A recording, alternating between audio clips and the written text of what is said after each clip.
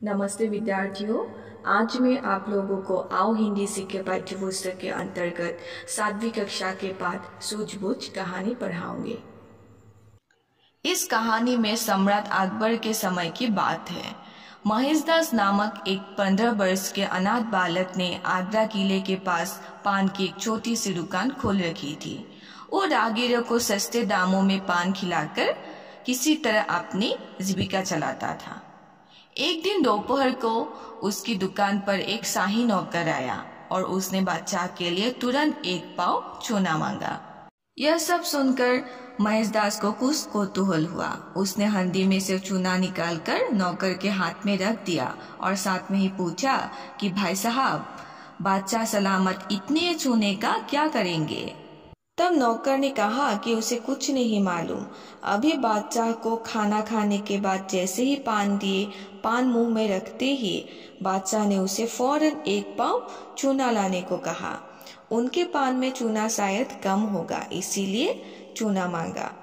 तब महेशदास ने कहा कि भाईजान, यदि पान में चूना कम होता तो थोड़ा सा मांगते, पाव भर चूने का वे क्या करेंगे?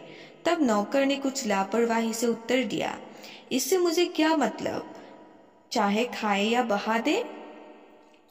तब महेशदास ने कहा कि इससे आपको बहुत मतलब है, यह चूना महाराज ने आपके लिए ही मंगवाया होगा। तब नौकर ने बोला कि ठीक है, मुझे देंगे तो मैं रख लूंगा, आगे काम देगा। तब महेशदास ने कहा कि क्या काम देगा? इसी से आपका काम तो तमाम ही हो जाएगा, इसीलिए जरा संभाल कर बादशाह के पास जाइएगा। शाही नौकर को ये महेशदास की जो चेतावनी है वो सुनकर कुछ आश्चर्य हुआ। उसने लड़के से इसका कारण पूछा। तब महेशदास ने बोला कि मुझे ऐसा लगता है कि जो पान आपने बादशाह सलामत को खाने के लिए दिया, उस पान में शायद चूना अधिक होगा, जिससे उनकी जीभ कट गई होगी, और अब इसी गलती की सजा देने के लिए आपको अपने सामने पाव भर चूना खिलाना चाहते होंगे। उनकी केवल जीभ कटी है, आपका इतने चूने से तो कलेजा भी कट जाएगा। यह सब सुनकर नौकर घबराकर इस सजा से बचने का उपाय महेशदास से पूछा।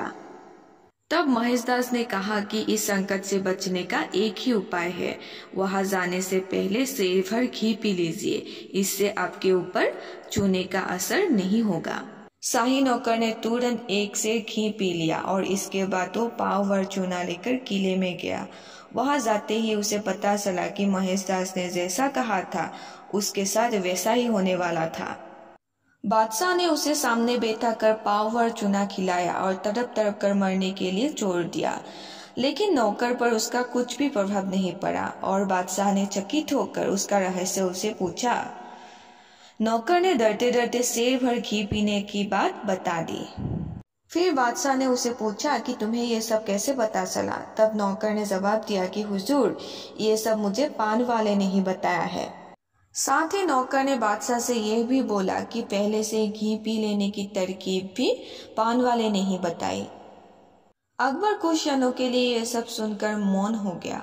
नौकर समझा कि बादशाह उसे दोबारा कड़ी सजा देने की सोच रहा है, लेकिन बादशाह मन ही मन पान वाले की अनोखी सूझबूझ की सराहना कर रहा था। अकबर स्वयं बहुत ही चतुर, पारखी और गुणग्राहक था। उसने महेशदास को तुरंत अपने पास बुलवाया।